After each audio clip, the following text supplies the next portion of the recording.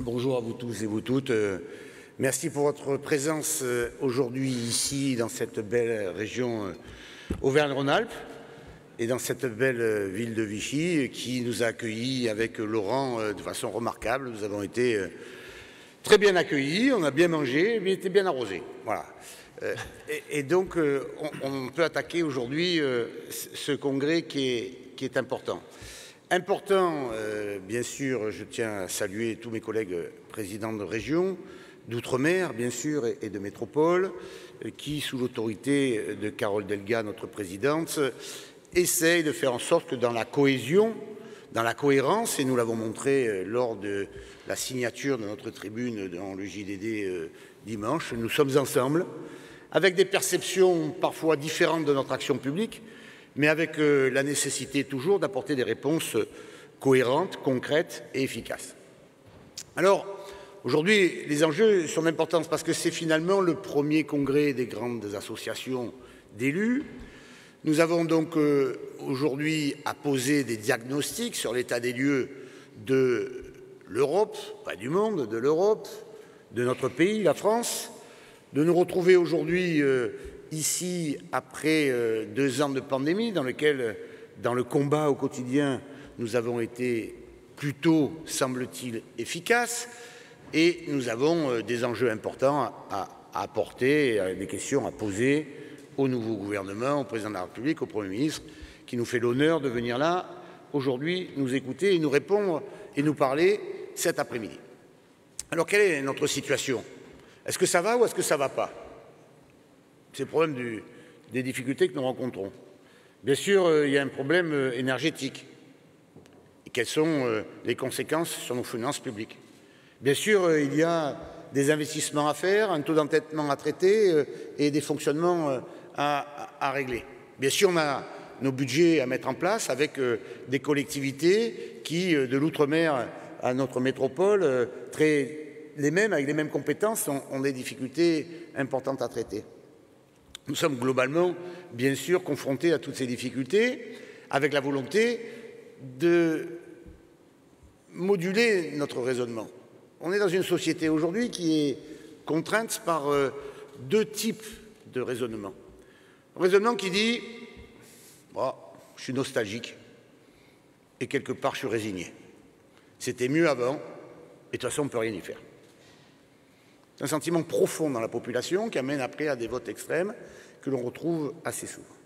Parallèlement à ça, il y a une autre catégorie, je veux dire c'est plutôt la nôtre, qui est de dire on ne peut pas se résigner, on a des compétences, on a des expériences, on a des capacités et on va montrer que nous sommes, dans le cadre de nos compétences, capables d'aider jusqu'au dernier kilomètre.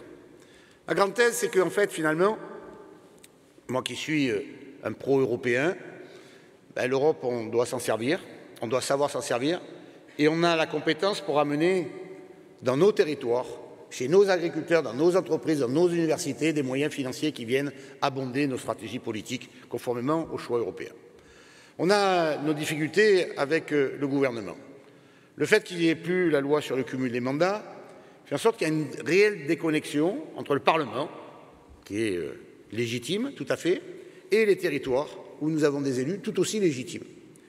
Et cette déconnexion fait en sorte que parfois, ils veulent nous imposer un certain nombre de choses que nous ne pouvons pas accepter, et en même temps, les décisions qui sont prises, qui sont des décisions souveraines, se doivent d'être appliquées, et il n'y a qu'avec nous qu'on peut le faire. Quand nous discutons nos contrats de plan État-région, et je le dis à un certain nombre de maires de mon département, de ma région ou de présidents de département, il y a bien écrit contrat de plan État-région au service de nos territoires. Il n'y a pas écrit contrat de plan État-ville payé par la région.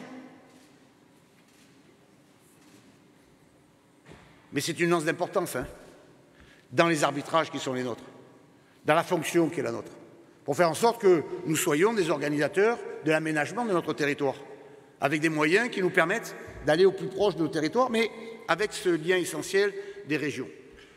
On va avoir bien sûr une grande discussion qui est une espèce de serpent de mer permanent sur la décentralisation. Nous demandons toujours plus de décentralisation. Certains nous disent « ouais, mais vous voulez quoi ?»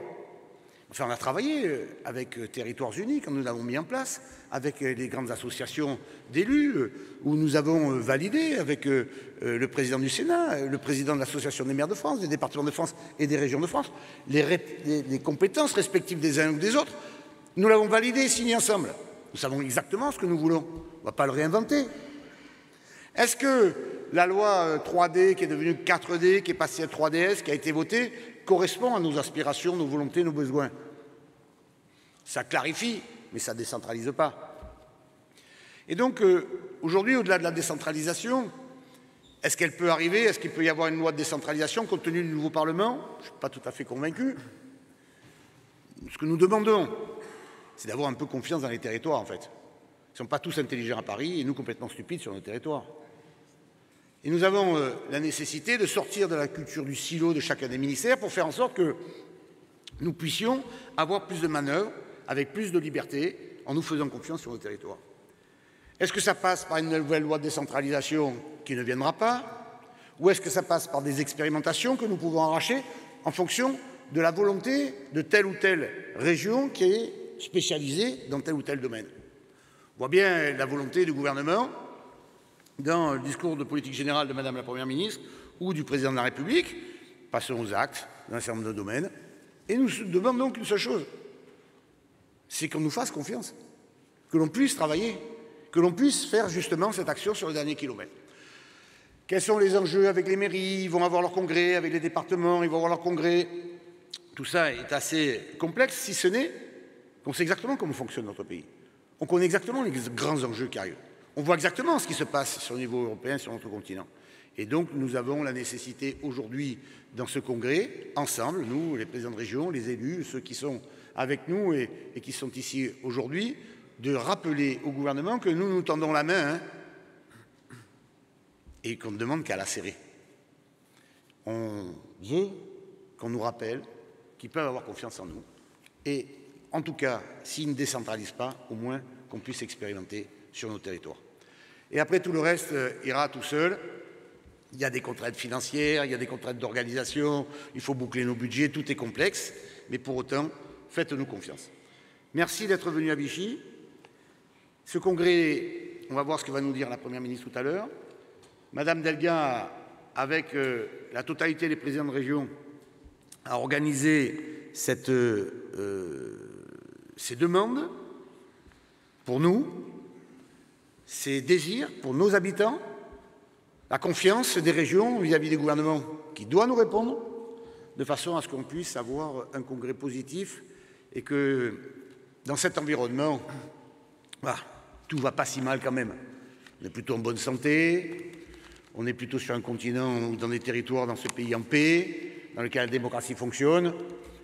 Et puis, on a un énorme avantage sur tous les autres, nous, élus régionaux, c'est qu'on est là jusqu'en 2028 quand même.